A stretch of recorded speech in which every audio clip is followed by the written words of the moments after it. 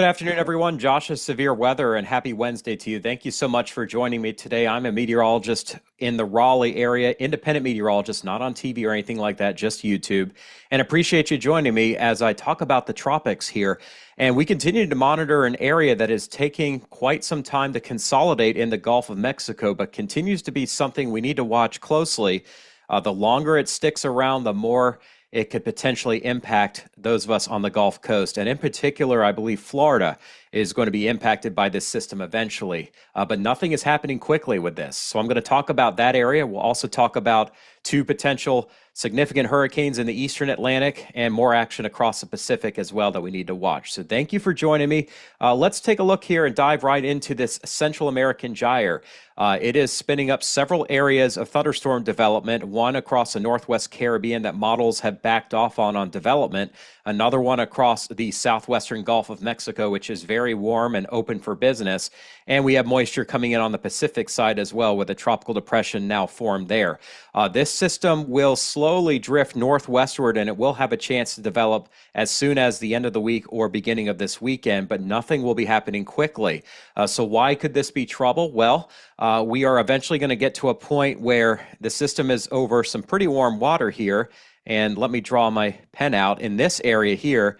And the steering flow that will eventually turn it more to the right is going to take it in the direction of Florida. So right now, I'm not predicting this to become a hurricane, but it is a warm Gulf, and I would not be totally shocked if down the road that forecast got revision, but for now, it's just something we need to keep an eye on. So we're going to talk about that, and here's the thing that I think a lot of you don't seem to understand, and so I'll clarify you real quick. We have nothing on the map today, and that's because you are looking at the two-day graphical tropical weather outlook. Nothing's going to form between now and Friday morning. As we move on into the weekend, though, you will see there continues to be a 40% area of development. It just won't develop before Friday at lunchtime. We're more than likely going to see that towards this weekend. And the National Hurricane Center continues to mention that those of you on the U.S. Gulf Coast should continue to monitor the progress of this system. We're not sounding the alarm and that it's going to cause another hurricane like Helene. In fact, everything is much different this go-around than what we saw last week with Helene. But it does mean those of you who have been hit by Helene do need to watch. And that's really all I can say at this point. And speaking of Helene, some better news today, which we could use. We're seeing more folks coming back with electricity today in the Big Bend and Taylor and Madison County, but still quite a few of you are without power. Still looks very rough, though, across eastern Georgia from the Valdosta area, especially east of Valdosta, all the way up into the Augusta area, as some of those places just got hit really hard with significant winds and heavy rainfall. So you can see it's going to take some time, and continue to be patient with that. And obviously in the Carolinas, things are still taking their time as well. We have a lot of power outages in Spartanburg and Lawrence County down to the metro Atlanta or Augusta area. But we're coming back online in the Midlands across the Columbia area. And even more folks have power here in the Asheville area. We still have more than 50% of you without power, but it is getting better. Still very bad, though, in Henderson and Transylvania counties, and Mitchell and Avery and Yancey counties, and McDowell counties all remain without power. That's the Black Mountain area up to Mount Mitchell and up to Newland and Banner Elk, and maybe even all the way over to Blowing Rock and the Boone area. Still a lot of you without power. And I don't want to forget Virginia. It's getting better, but we still have significant power outages in Grayson County, in Russell County, and even around Smith and Tazewell counties and Scott. But again, we're seeing more and more folks getting power back, and that is not an easy process. So my prayers are with all the linemen and everybody associated with that. A very dangerous task, and they're dealing with incredible elements out there with floodwaters. As you can imagine, all the bugs are out there causing problems. So West Virginia getting better, but still Mercer County and McDowell counties dealing with flooding and residual effects from that. So we're going to move past Helene and talk about what's going on next. And what you will see here is our big, broad Central American gyre right in here. 3 different areas that we're tracking, one here, and one here. And the larger this becomes, the broader it is, the longer it's going to take to consolidate. So there's some good news in that piece of this puzzle. However, the area in here is very warm, and if low pressure tries to spin up in here and the wind shear drops off from this feature and this feature, then it will have a chance to eventually develop. By the way, we do have a tropical depression here in the Pacific. And it's looking like it's going to try to drift west, but a piece of it gets drawn northward into the Gulf of Mexico later on. Elsewhere, we have strengthening Hurricane Kirk, and this is expected now to be a Category 4 hurricane as it moves away from land. We now have a new tropical depression, which will be Leslie here by tomorrow, it looks like, and that will follow, but a little bit farther south than where Kirk went, and no longer looks like it's a threat to the islands, although you'll still have rough surf. I think it'll go in this direction in here and remain off to your north and east, but that too has hurricane potential. And then after we look at the three of these systems out here, we are quiet, and I think we're going to stay that way here over time. We do have the remains of Helene here, now over waters, and it'll get wet in Bermuda, but no development expected. Here's a closer look at that for you. Here's that area of low pressure that is spinning, and it is not consolidating into an actual tropical system, so that's good news, but it will head in this direction. Bermuda is actually right here. I know it's not a triangle, but it will head towards Bermuda, so expect some wet weather if you're in Bermuda, but looks high and dry with high pressure and control for the Bahamas, for South Florida, and for the rest of the Caribbean. Here's where that high is in place, and we need to watch where this high ends up because it is going to steer what goes on here from the deep tropics. This is a large Hurricane Kirk, explosively developing here, and this is now Tropical Depression 11, I believe it is. No, 13, sorry. And that is expected to become Leslie. So that is what we're tracking here in the Atlantic. A closer view of the Gulf of Mexico shows that nothing is getting super organized.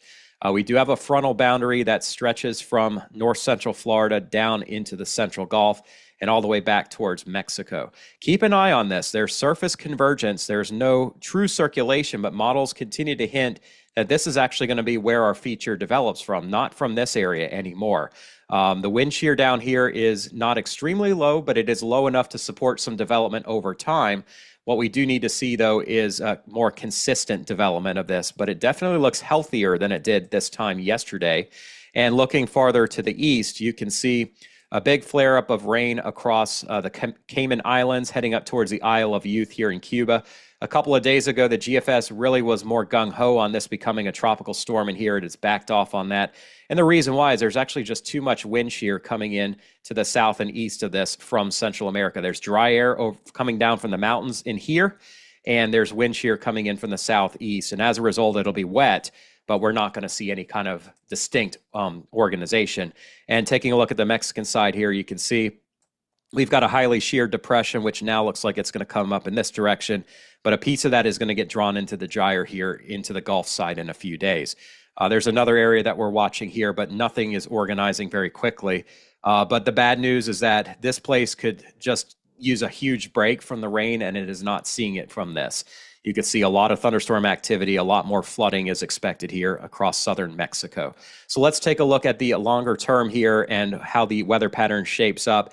And you'll notice that high pressure is going to build back into the eastern United States. So that's going to keep us protected from any weather over the next several days. It'll dry things out here as well. But over time, that ridge shifts east, and we do have a weakness that drops down towards Florida. And that's going to keep the pattern stuck over the Gulf of Mexico, where that rain is going to continue to spread. We have another ridge set to build in early next week. Here's where that ridge is centered, but it's very ample all the way up here into Canada and down here. We've got a big trough here, but that's not going to draw what's down in the Gulf northward. As you can see, that's going to swing and a miss. There's actually a piece of energy that gets stuck underneath the ridge here, and what that's going to do is slow down the steering here in the Gulf. Eventually, you can kind of see where it's going to try to go, but it is not in a rush to do that. And if we take this on further, you could see heights remain low here across the Gulf of Mexico, meaning we are stuck with a trough in the area. And on this side of the trough, things are great. We see all this nice, comfortable, cool air coming down into this portion of the southeast where we need it. But the problem is the flow turns around and becomes more westerly and west-southwesterly, and that pulls the moisture in this direction across Florida. So if you're on this side of the front, you're looking pretty good. You're probably singing show tunes, to be honest with you, hoping you get your power back soon. But if you are south of that boundary, all this moisture heads in your direction, and that could be a problem. Even if it's not a Helene or even a Debbie, it is still potentially a problem because of how wet it's been. We just continue to see this amount of incredible rainfall. This is the ensemble, the European, and over the next 15 days, we are off the charts with up to 15 inches more than what you would expect, climatologically speaking, in this area. So very significant there. And you can see moisture from the GFS. We do get some of that pushing up into Louisiana, into Alabama, and the Panhandle for the next couple of days. But eventually another surge of dry air comes down, and you can see the dry air wins out by Sunday and Monday. And it's going to be nice and comfy here north of Interstate 10. But if you're in Florida, especially the southern half of the state, you are staying very wet here right through next week, as you can see. So rain is probably our biggest challenge, as we're going to see a lot of it, but trying to figure out where the tropics are going to blow up next is also a challenge. And unlike models from a few days ago that very clearly had something coming up into here, they have backed off on that idea. And instead, we've got something broader forming in here and kind of stewing around. You can see where it's trying to go, but it's not there yet. As we move this along, though, into next week, you can see still increasing chances of at least a weaker tropical system, maybe a tropical storm at this point, heading towards western Florida and southwest Florida. And this would be next Tuesday and Wednesday. There's still a chance, though, into Thursday and Friday that something lingers longer. What this shows is that there are fewer ensembles that have this system still around in the Eastern Gulf, but there are some. Others have taken it across Florida at this point. This is next Friday, the 11th. Here's a look at those ensembles, and I'm going to put two things on the map for you. One is the wind shear forecast. That's these brighter colors. Wind shear pretty low in here, except over the Yucatan in between these two features, but pretty high across the Gulf of Mexico. As we move this along, we see low pressure takes over here in the Bay of Campeche, and very low wind shear. It's below 20 knots across the southern Gulf of Mexico, but very high over the northern Gulf. We're talking 80 to 90 knots. That will kill any kind of thunderstorm activity up in there. So what happens is this first piece hits the wind shear and basically fades, but the second piece down here is still hanging out. And over time, weak steering, but we do have several ensembles that take this into Florida and several that keep it trapped south of Louisiana.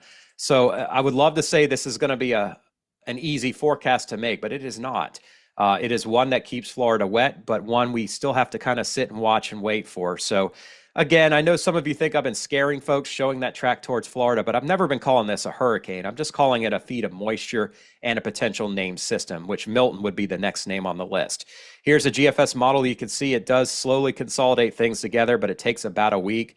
And it is now showing that this system gets stuck down here near Mexico. We just have pieces of moisture coming through South Florida. That's actually not a bad solution. I would root for this. But the GFS is going to change. It already has a million times. This thing changes left and right like you wouldn't believe. Look at last night, and don't get scared by this, but it was just completely hurricane ramming into Tampa Bay here, and then that goes away completely. So my point is, this isn't going away quickly, but we don't know exactly how strong it'll be either. That's what concerns me. The Canadian model shows low pressure here as well over the southern Gulf. And it's got it heading towards the Florida Keys and South Florida, but not until next Thursday. And it's not moving quickly either. So north of this front, not too bad, but South Florida into Cuba, potentially right through next weekend, we've got something to watch. Here's the Icon model. A little bit more aggressive in the earlier term, but not a strong system. This is a tropical storm, and it looks like it's heading to South Florida by the middle of next week. The European model as well goes out that same range. You could see couple of low pressure systems consolidating later this weekend, and again heading into South Florida. So I think it's pretty sure at this point that you're going to be wet in Florida. You're probably going to have a tropical depression to watch, maybe a tropical storm, but the odds of this becoming a stronger storm right now are not looking too high. Here's the European AI forecast as well. Not too strong. It's got a tropical storm hitting just north of St. Pete and Clearwater in those areas and crossing Florida and moving out by Tuesday, which I would root for. Even though it's stronger, it's moving and it's getting out of here. But you could see we still have some bubbling up of lower pressures here beyond that in the Caribbean, so we're not done. Here's the other thing that we got to watch. Everybody talked about how Helene cooled things down, and it did in this area. But where our area is potentially going to develop low pressure, these water temperatures are running 30 to 32 Celsius. That's 86 to 90 Fahrenheit. They're still above average down in here. We've had a lot of storms bubble up in here, and the path for something here across is still supportive of a stronger system due to the fact that the water is still quite warm. And the other problem with that warm water is the amount of rain that can fall. The warmer the water is, the more water vapor ends up in the atmosphere, the more rain we see. Those of you in the Carolinas know exactly what that's like, unfortunately. And you can see here, Our blend of models shows 8, 9, 10 inches of rain on the west coast of Florida, Bradenton, Sarasota, Fort Myers, up to Tampa, and even South Louisiana, maybe a few more inches as well, south of New Orleans.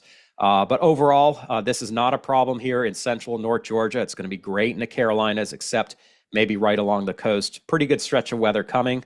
And you can see here the latest GFS, still very wet as well across South Florida. Take a look at this. I'm going to zoom in for you real quick so you can see this. And again, this is the thing I'm more concerned about, is the amount of rain that's going to fall. And we don't know exactly if that'll be along Interstate 4 or if it'll be across the Sarasota area or Port St. Lucie, or as this model is showing, potentially 13 to 16 inches of rain in Broward County, and in Collier County, a foot of rain, and in the Keys, a foot of rain as well. So South Florida, you're going to get wet, but this could possibly end up farther north.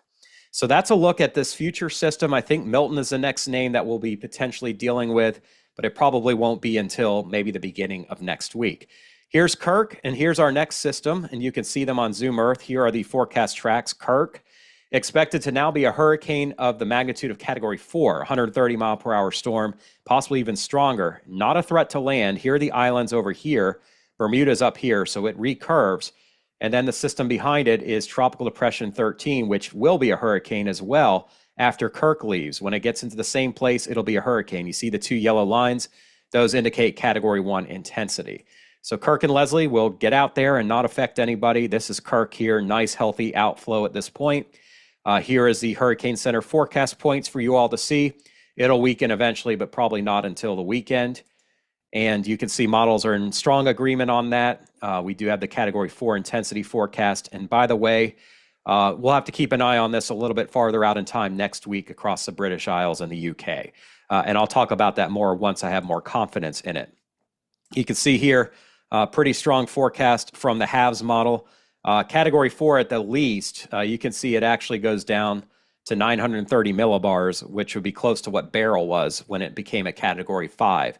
So we're not predicting that yet, but it is something that one of our models is showing. It's not going to stay that way forever, though. You'll see it will start to weaken as wind shear hits it from the west, hence the uneven wind field at this point. This is Tropical Depression 13.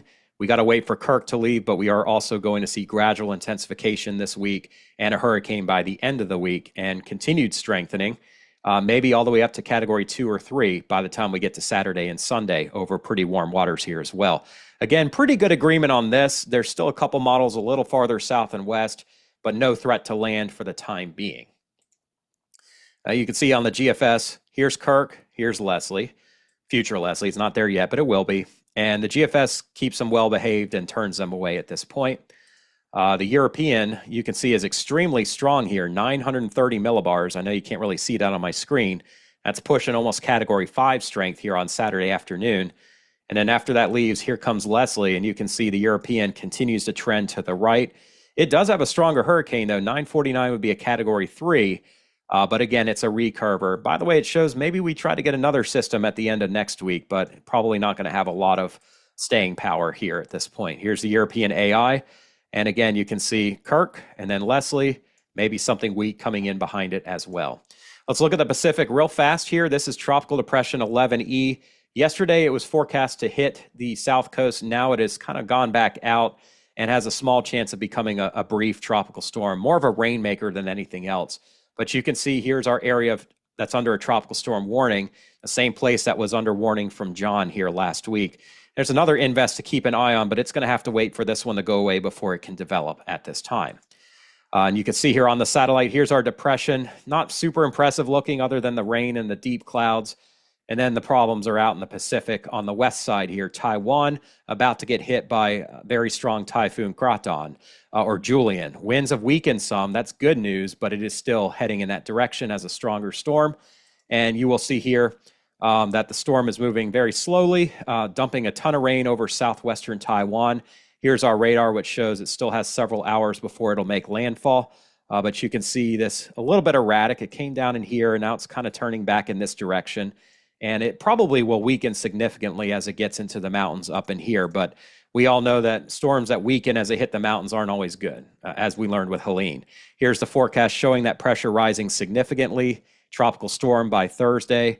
And I know the model's dancing around here, but just a remnant low by the time we get to the end of this week. So I hope you all have a wonderful Wednesday. Thank you so much for your support, and I appreciate you joining my community. Feel free to leave me a question or two. I will do my best to answer. I'm pretty busy this week, catching up on things after last week. I just ask that you remain respectful. We have people of all kinds here, and we just want to stay respectful and helpful to one another. If you did enjoy this video, I urge you to become a subscriber of mine, as I'll continue to have daily videos here as long as we have storm threats. We should be back just after lunch tomorrow afternoon, and I hope you all have a blessed day. I want to give all the honor and glory to my Savior, Jesus Christ, a holy God who is wonderful. And my assignment here from God is to serve others, to encourage others, and to share the good news with you of Jesus Christ. Romans 12:2, Paul tells the Church of Rome, do not conform to the pattern of this world, but be transformed by the renewing of your mind. Then you will be able to test and approve what God's will is, his good, pleasing, and perfect will. And this is something I struggle with. It's the ability to want to have to please everybody and help everyone and keep everybody happy who comes here, who has mixed opinions about the weather, okay? And everybody thinks they know it all. But the good news is that when you repent and when you turn to God, then you will be transformed and your mind and your heart will be renewed. And then you will do what God wants you to do. That's fulfill his will, to be good and pleasing, and it's a perfect will. And that is the good news I wanted to share with you today. If you are struggling with that, as I am, as many others are, that's all right. I'm here to pray for you and help encourage you. So if you have a prayer request, please list it in the comments, and I will spend some time in prayer for you. Hope you all have a wonderful Wednesday, and I will see you again tomorrow. Take care.